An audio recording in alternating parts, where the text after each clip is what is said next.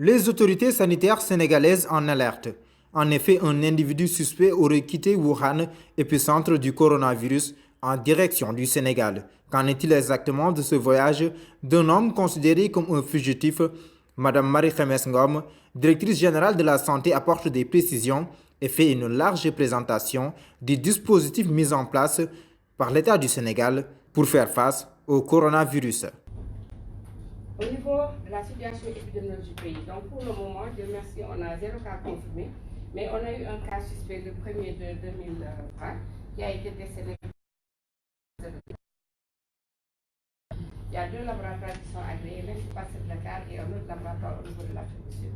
On a eu donc 100 voyageurs aujourd'hui recensés en provenance de la Chine, donc 97 par AIBD, mais les 3 étaient donc par la zone frontalière de Caran, parce que venant de la Gambie.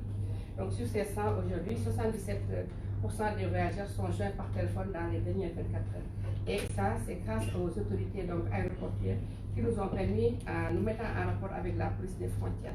Et même là, vous voyez qu'actuellement, on a encore à peu près 30% qui ne sont pas bien suivis parce que tout simplement, on n'a pas eu leur contact exact. Et aujourd'hui, la police des frontières nous permet, à partir, je pense, de ce jour, de lever l'anonymat parce qu'on avait quand même eu à préserver l'anonymat. La répartition des voyageurs entrants, on l'avait signalé dès la semaine dernière. Ils ne sont pas tous de Dakar, il y en a dans les régions. Mais il faut dire aujourd'hui, les régions médicales, à travers les districts, les suivent. Déjà, Dakar, sur les 12 districts, les 10 districts sont en train actuellement de suivre donc, ces voyageurs. Mais également à l'intérieur du pays, on en a 3, particulièrement Khombol, Mbour et Sokone. Également, on est en train de faire donc, une répartition des voyageurs entrants selon l'âge et le sexe. Vous voyez bien que c'est la tranche en 25-34 ans. Aujourd'hui, donc, est la plus touchée avec 45 personnes. Et particulièrement, donc, les hommes sont plus touchés avec 26.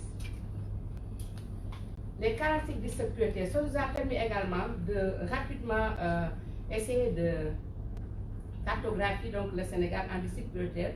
Particulièrement, on les appelle des districts frontaliers. Ceci encore davantage pour leur permettre de renforcer vraiment tout ce qui est surveillance épidémiologique, également de façon multisectorielle. Et aujourd'hui, je l'ai dit tout à l'heure, je pense que je l'ai dans les études, il y en a 45, mais également avec tout ce qui est en orange, 45. Et tous frontaliers. Au niveau de Dakar, on a dit que Dakar et tous les districts de Dakar sont considérés comme frontaliers parce que Dakar s'ouvre au niveau donc, de l'aéroport, au niveau de la mer avec le port autonome de Dakar, mais également partout dans Dakar, nous considérons que ce sont des frontières parce que vraiment ce sont des portes d'entrée, surtout au niveau terrestre.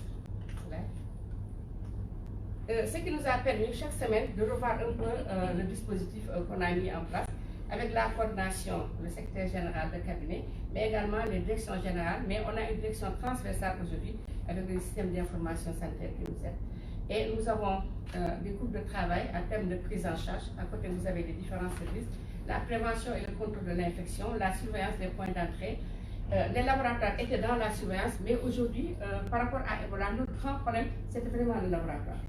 Parce qu'on avait tout le temps des problèmes par rapport à qui va prélever, en tout cas, qui va gérer tout cela. Et aujourd'hui, nous l'avons confié à la direction des laboratoires, tout en sachant que l'Institut Pasteur est là toujours pour superviser.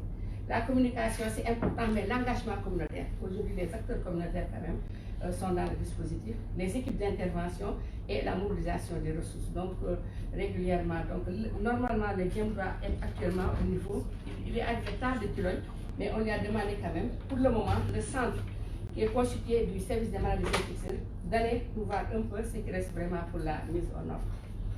Et tout cela, il faut dire qu'en fonction de l'ampleur, en fonction de la gravité, déjà même dans la préparation, c'est pourquoi nous avons les autres sectoriels, tout est en multisectorialité, mais également, depuis hier, on a dit qu'il faut une implication vraiment parfaite de l'alliance du secteur privé. Et ça, dans tous les dispositifs, c'est important. Dans la coordination, aujourd'hui, avant même que je n'aille au port, au niveau de l'ANAM, c'était possible au Sénégal qu'un navire quitte un pays et arrive jusqu'au niveau de la Casamance. Aujourd'hui, ils ont sorti une note pour dire que ce n'est plus possible. Il faut d'abord commencer par Dakar, les vérifications vont se faire, et je pense qu'ils vont aller avec un équipage sénégalais. Là, ils sont en train vraiment, pas de durcir, mais vraiment de remettre ce qu'on a. le document signé par les responsables de l'homme également, nous l'avons dans l'actualisation du plan de défense nationale. Je tiens à dire régulièrement que c'est un plan qui est dynamique et donc qui va crescendo. Et la dotation, c'est important en équipement de protection individuelle au niveau des points d'entrée, port et aéroport. Hier, on a vérifié. Donc la dotation est venue de là où nous sommes, le centre des opérations d'urgence, qui nous a donné donc la situation de la depuis le 27 jours.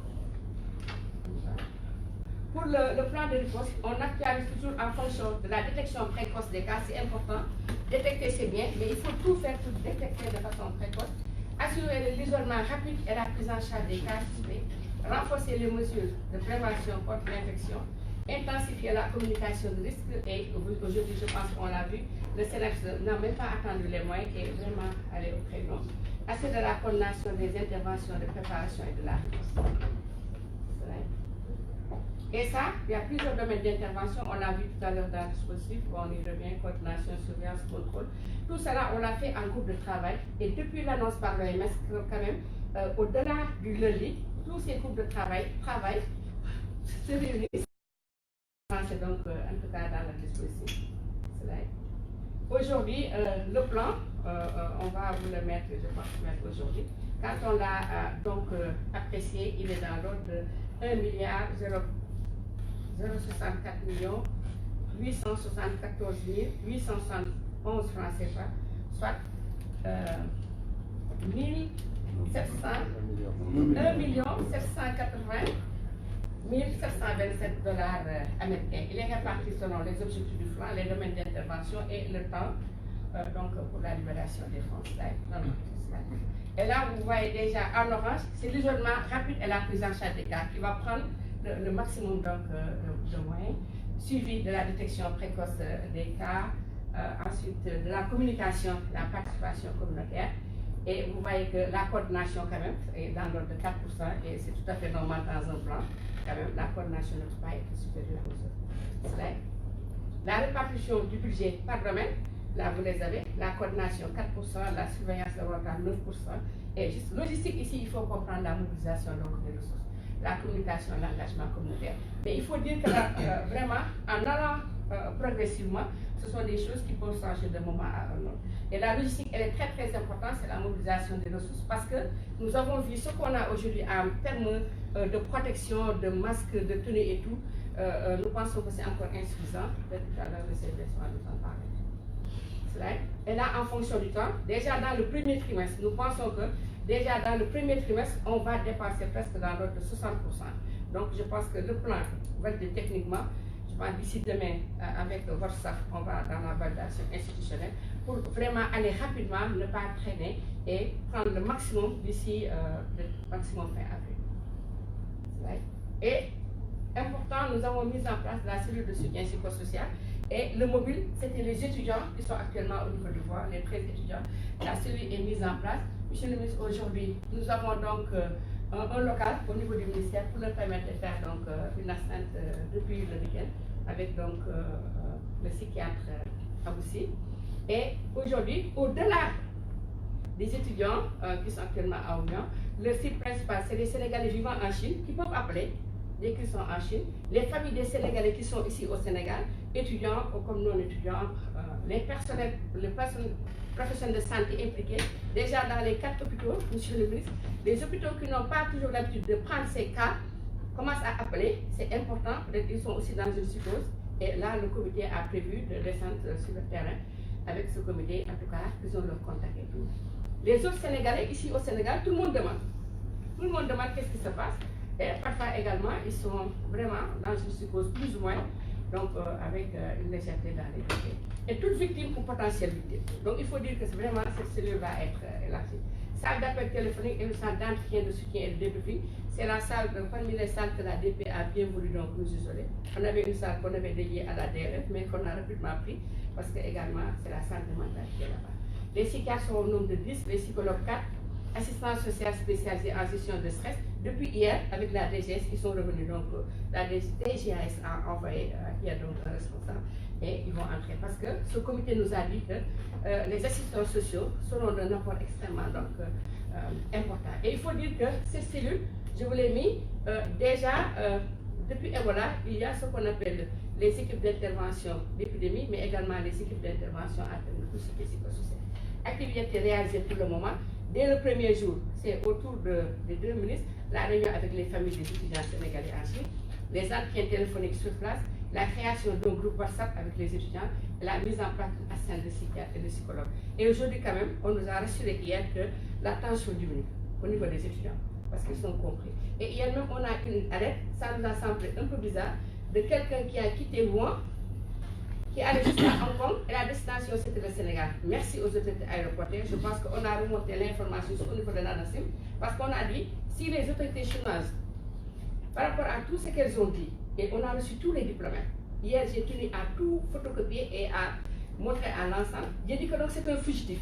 C'est un cas extrêmement dangereux. Il faut même venir avec des armes. Ce n'est pas normal aujourd'hui que quelqu'un quitte Wuhan, d'après ce que la diplomatie chinoise nous a dit. Et l'ANACIM a remonté et a dit à Turkish Air, si c'est avéré, Turkish ne va pas descendre au sol sénégalais. En tout cas, jusqu'à hier nuit, c'était ça, parce qu'on leur a dit que ce n'est pas possible.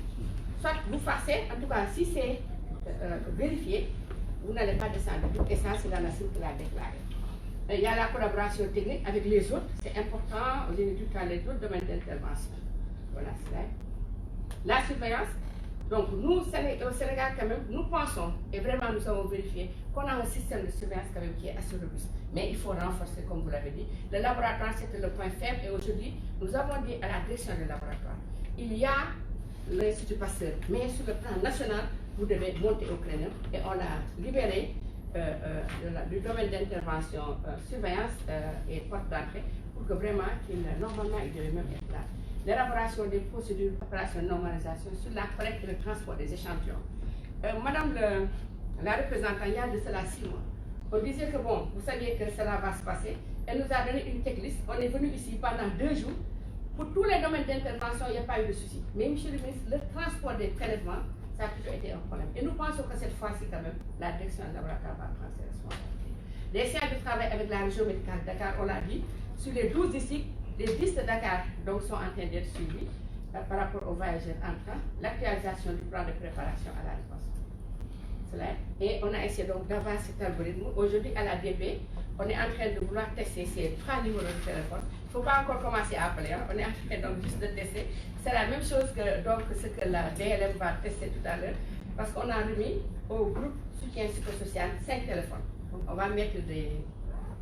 Parce qu'ils nous ont dit, en traitant ces genres de situations, même après l'épisode, si eux, ils utilisent leur propre numéro de téléphone, il y aura vraiment, donc vous savez, il y aura peut-être, je ne sais pas comment on va l'appeler, un excès. Ils vont continuer, même s'ils ont mal à la tête, ils vont appeler, alors que les psychiatres sont là pour autre chose. Donc cet algorithme-là, quand même, on est en train de vouloir donc, le tester donc, depuis hier. La communication, je pense que Mme Gay est là. Actuellement, on les voit partout. Et Monsieur le ministre, ce qu'il faut saluer, ce qui a été fait avec l'éducation nationale. Je pense que ces élèves-là de Wagonia, si on reproduit, on a dit à tous les MCR, parce qu'on a réussi avec le panique, on a réussi avec la tuberculose. Donc pourquoi aujourd'hui avec ces urgences de santé? C'est important. Et le point de presse, particulièrement le point de presse que vous faites tous les mardis.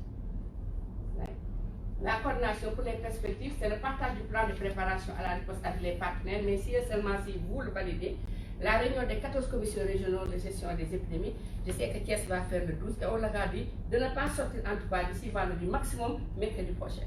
Il faudrait vraiment que le médecin chef de région, avec ses équipes autour du gouverneur, fasse le même travail qu'on est en train de faire, naturellement, ce qui se passe. Et la mise en place du système de gestion de l'incident avec un coordonnateur qui sera, on a reproduit ce qui est en train de se faire au Comité national de gestion des épidémies, le coordonnateur, donc le directeur général de la santé publique, et également le coordonnateur adjoint, mais là également, nous avons eu travail avec le service qui va être le coordonnateur du service. Slide. Toujours la supervision du site. Sur les 4 hôpitaux que vous avez désignés, ils nous mettent le site de l'hôpital de Dantec. Tout à l'heure, le professeur Elisabeth a téléphoné pour nous dire on vous attend. J'ai dit on termine juste la réunion. Parce que tout le monde appelle, même le personnel de santé. Qu'est-ce qu'on doit faire? Je pense que cet engagement également est à saluer. Et rapidement, en tout cas, si les fonds sont là, on va former, mais plutôt, on va recycler les prestataires. Parce que pour une bonne partie, quand même, ils sont formés. L'habitation en médicaments et matériels, aujourd'hui, par exemple, l'hôpital Idrissa Pouye a déjà mis tout ce dont il a besoin. En termes de protection, j'ai envoyé CES, mais tout ce qui est médicaments et consorts, j'ai donc envoyé à Madame la DGS pour un peu, on va faire avec la PNA. Et les mesures non médicales, c'est important. C'est pourquoi hier, j'ai tout fait pour que la DGS soit représentée. Vite, rapidement. La prise en charge, c'est le psychosocial, je ne vais pas y revenir. Aujourd'hui, dans la cohorte, il y a 2 personnes qui sont sorties. C'est les 2 premiers étudiants qui étaient là, dont l'un était sénégalais. Donc c'est la fille qui nous avait déjà signalé qu'il est venu, c'est l'école diplomatique là qui est au niveau de Pékin. Maintenant, après 14 jours, ils sont sortis. Mais peut-être ils auront besoin de cette cellule, donc on les a mis en rapport. Et également les personnes en charge de la surveillance avec le coordonnateur. La prévention contre l'infection, c'est important. Quand ce matériel-là, qu'on va apporter, qui va être souillé, où est-ce qu'on va le mettre? J'espère qu'on ne le mettra pas en mauvaise. Pour dire, monsieur le ministre également, merci aujourd'hui pour la cellule qualité Pronamé qui est passée en direction. Je pense que Madame la DGS, avec cette direction, était hier à Touba. C'est important de renforcer ce qu'ils sont en train de faire et également de continuer avec le CES, la mise en place de ces équipes. Pour la surveillance, c'est l'orientation, l'élaboration d'un site web régulièrement maintenant pour le pays. L'OMS nous donne sur le plan mondial, mais chaque jour maintenant, nous, on devrait en faire au niveau du Sénégal. Instauration, on va profiter de l'installation du contrôle systématique de la carte de vaccination. Et c'est ça qui va faire que les passagers, vraiment, seront chaque jour en contact direct avec le contrôle sanitaire aux frontières aériennes. Je pense que c'est l'occasion vraiment, et ça, devant vous, monsieur le ministre, mardi passé, les autorités aéroportuaires ont donné vraiment leur acceptation. La communication, on y reviendra toujours, mais je le dis toujours à ces responsables de la communication, on va bien communiquer, mais ce qui est important, c'est que les populations comprennent et s'engagent. Aujourd'hui, je pense que si, je l'ai dit même dans la presse, si on continue avec ce rythme-là de zéro déchet, quelle est la ville qui sera la plus propre? Je pense que le Corona peut-être ne va pas rentrer ici. Donc le communiqué de presse, normalement maintenant, après chaque réunion du CNG, on doit en faire, tout à l'heure, Madame Gueye me demandé cela, mais c'était en fait le docteur Ousmane Gueye. Je pense qu'on va revoir également ça. Reprographie des outils de communication et l'orientation des membres des CEVAC. Donc c'est tous ces comités au niveau communautaire qu'on avait eu à former. Vous voyez ici déjà Info Santé, il y avait un système de SMS. Tout ça, par endroit, on avait laissé tomber, mais c'est l'occasion de redynamiser tous ces comités de veille et de vigilance au niveau communautaire.